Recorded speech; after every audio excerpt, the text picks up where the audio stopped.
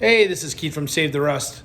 So, hope you enjoyed part one of our transmission swap on our 1942 Harley here. Follow along as we finish the installation of this transmission and all the components that goes with it. Stay tuned. So, as soon as you get the transmission in position, one of the first things you're going to want to do is put the shift rod into the shift arm. And then you use a cotter pin to hold the position. There's a little hole in this rod. If you don't do that, it's a lot harder to put the inner primary on or it's harder to get this all together once the inner primary is on because there's limited space. Second is you got to put the transmission adjuster, and that's what pulls your transmission back. So you want to put this bolt in because there's a slot in the frame that a washer that's built into that screw, that bolt, fits in, and that's what it pulls in and out. So we've got that installed. We got the 3 nuts underneath the transmission now installed, and we're gonna just start putting stuff on. So we'll put the cotter pin on, and then we'll start putting in the inner primary, the clutch, and all that, and then we'll work on the other side. So we got the transmission in, we got the cotter pin rolled over for the shifter. So we're gonna put the inner primary on first.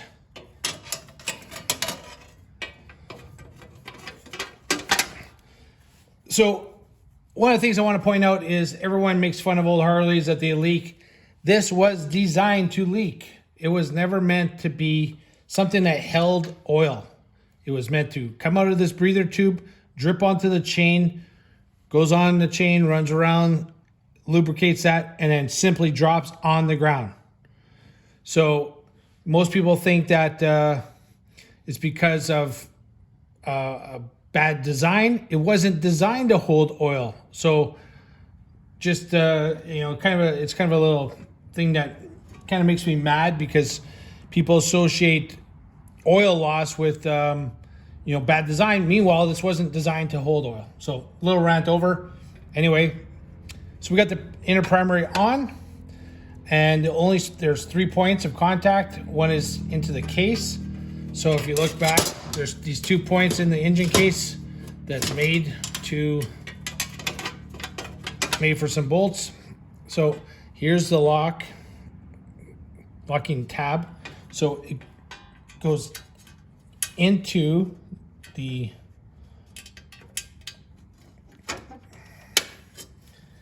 primary. You see how it kind of clips in there, and then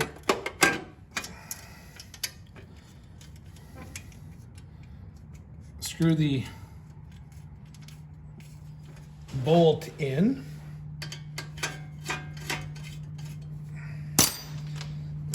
Same with the second one, put it in.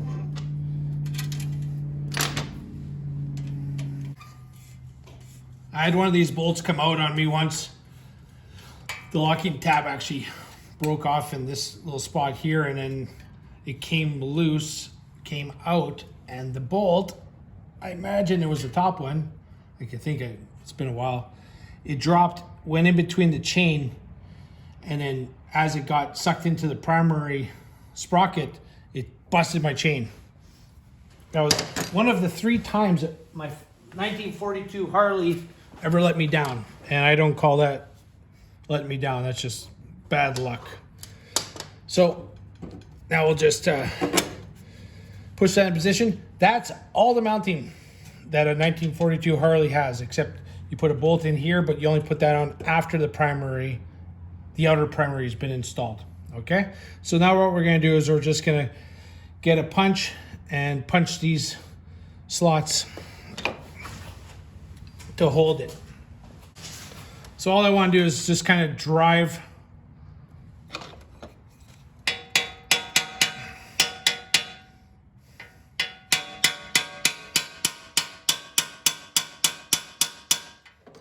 it into the screwdriver slot.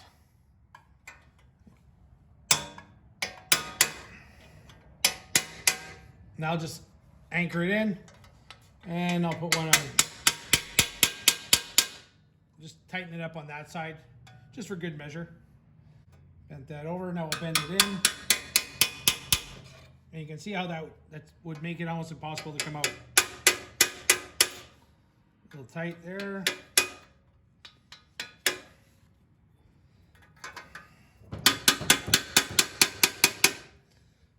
Couldn't get this side in because it's just not enough there to catch. There you go. Next order of business, the clutch hub. So the clutch hub goes on. All right. Then you use this locking tab. So you can see on the back side, it's got 3 little points. That goes into the shaft. You'll see how it kind of goes on there. Gets locked into those points, and then you fold it over. So we put that on.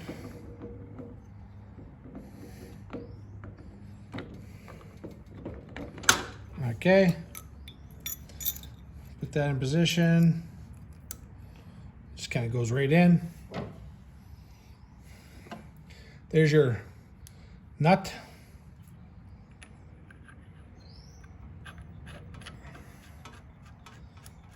And it's just a right-hand thread on this one. Some of these nuts that you use are right hand, left hand, so you got to know which one's which. So you can see how this tool is designed to go into those slots. So once you get it on there, just give it a little tap with the hammer. Continue to get it tight. So now, how would you hold that in? Well, that's why you use this tool.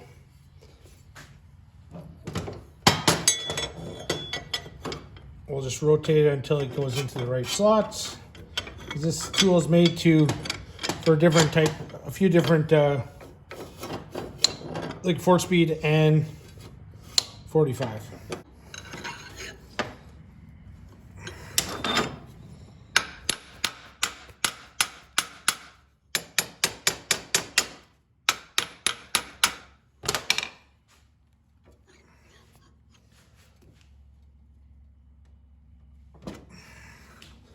So that's on there good now.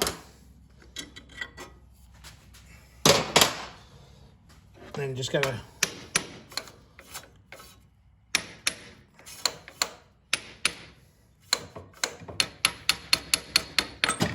there we go. And now we'll fold those over to the locking tab. Again, we'll just take the chisel. It's a blunt chisel. You can see how we just kind of recessed it into one of the spots on the nut.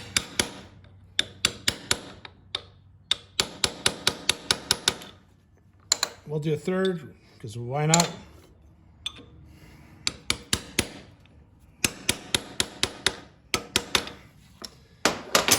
And that's good for that. That won't come off now.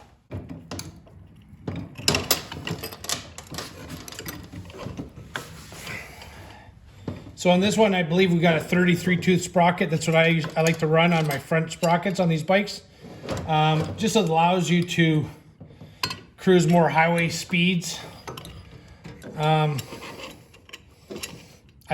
think the standard is 30, which is why the reputation at a Harley 45 is slow. Because if you use a stock sprocket, they are. But they were never meant for speed. They were meant for durability, you know, going over rough terrain in a war. So I'll have to, as you can see, there we go, we got it. So there we go. Obviously really loose, we'll have to adjust that when we do all our final adjustments. Now we'll put our clutch plates in. You put your fiber one first, then your steel one. You can see it says out. This is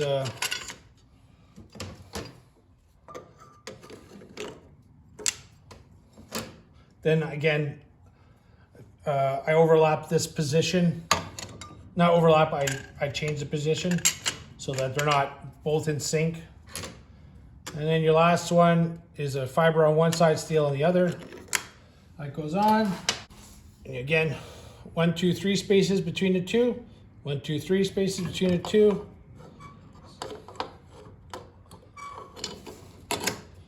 Done. Now we use these lock tabs.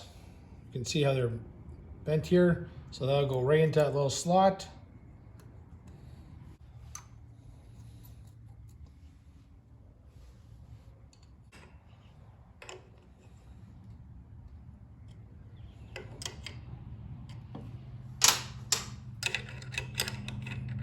Then remove this.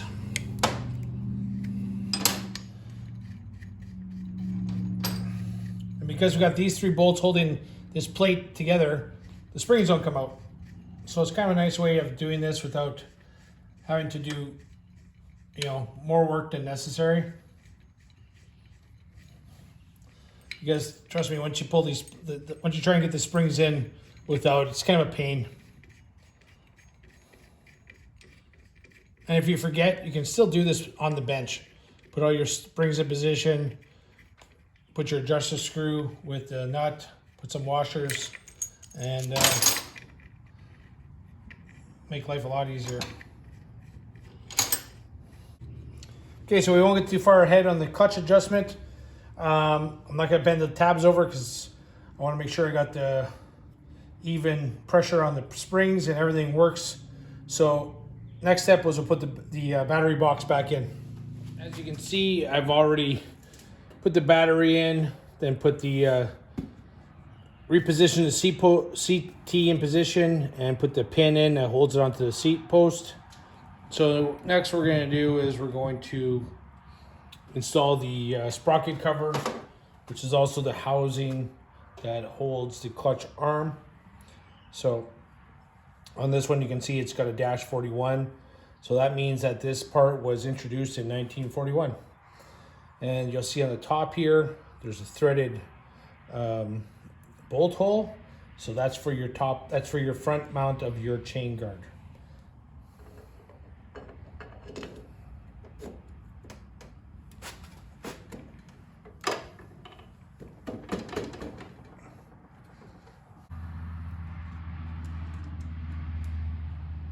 Let's put on our 4 lock washers and nuts. So, give you a close up here. So these bolts, they screw into this arm, and they have a shaft that goes inside, and inside this housing, there's a spacer. So this bolt goes into a spacer, which allows it to pivot back and forth and doesn't wear out the cover or the clutch arm or anything else. And you can see the lock washer here. See how it goes into this hole? So it locks into there, and then what we'll do is we'll fold over these tabs, and then that'll lock that bolt in place. And then up here is what we'll do is we'll release the tension off the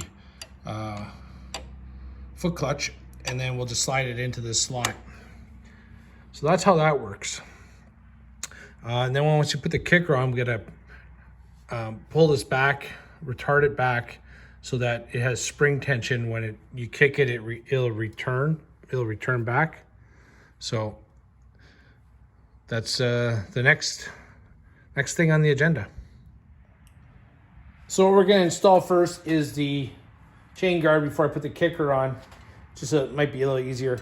So to give you a heads up, just to show you how there's a little spring here, and what it does is it puts tension on, so that when it goes into this position, it has the ability, well, you don't want it sliding when you're done, but when you're adjusting your chain, you want the possibility of moving this back, like this will, the transmission goes forward, which will change this location of this bolt. So it's never really rigidly fixed. It's, again, for vibration and stuff. So slide this underneath here.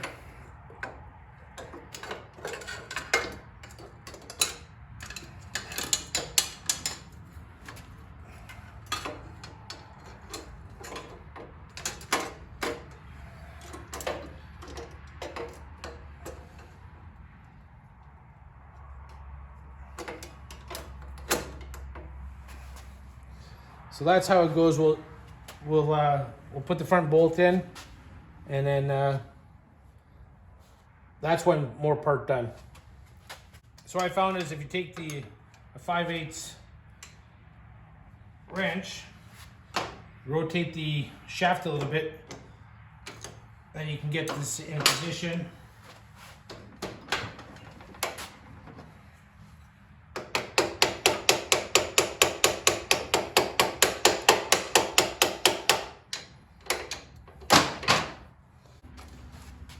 And that's weird. I didn't notice that. I didn't notice that when I had it together with the other transmission. But now the kicker is actually touching the chain guard. So I might have to take this bolt out and space it if there's room, because there's not a lot of room here between the brake rod, the fender, and the chain guard. But I think we have to space it up. I don't know if you can see that, but it's touching right here. This arm should come all the way almost 90 degrees. So to be expected is an aftermarket chain guard. So in order for the chain guard to clear the kicker pedal, I'm gonna have to cut some off. I'm not really sure what's the difference. It's actually beyond me. What is the difference between the two, since I use the same outer cover, same kicker? But if I space it, the shaft for the brake rod will have tension on it. So this is just an aftermarket one. It probably has too much material here as opposed to a stock one. So we're gonna just cut this off.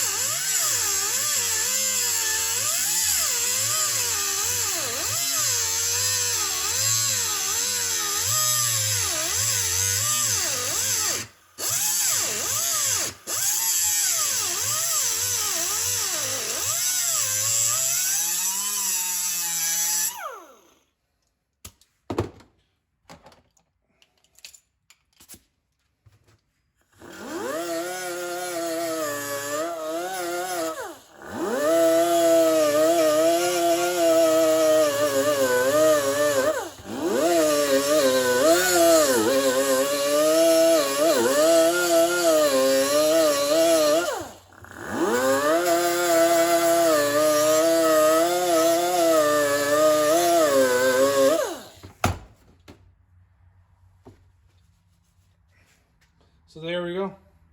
Just a little trim. And with the oil off the chain, this thing will probably never rust in its life. So after a little bit more trim right in this spot here, perfect. Doesn't touch, doesn't hit, doesn't even ting. Beautiful thing. Next, so we got the chain installed, and we had to adjust the rear wheel slightly, just a little bit. So that's all done. Kicker's all set up. Everything's done on this side. And I put the primary cover on. Very simple. Literally just pushed it on, tightened this bolt. Just realized this one's still loose. And then we got the 2 bolts on the front for the strap that we did. You know, very simple. So that's it for now. The next step is going to be, for me, is taking the bike off the lift, putting some fluid in the transmission, and then see if we can get this thing started and put some miles on it so I can get off to the owner and let him have some fun with it. So thanks again for watching, subscribing, supporting. You know, check out our merch, and hope you enjoy these videos. it's just me in the garage, working on my stuff, riding my old bikes, and hope you enjoy it. I have no training. Never went to school for anything like this. 30-year gravedigger with a motorcycle problem. And I've just learned everything, self-taught, and just sharing my passion and obsession with you and about me and my old bikes. Like and subscribe. This is Save to Us. This is who we are. This is what we do. Take care.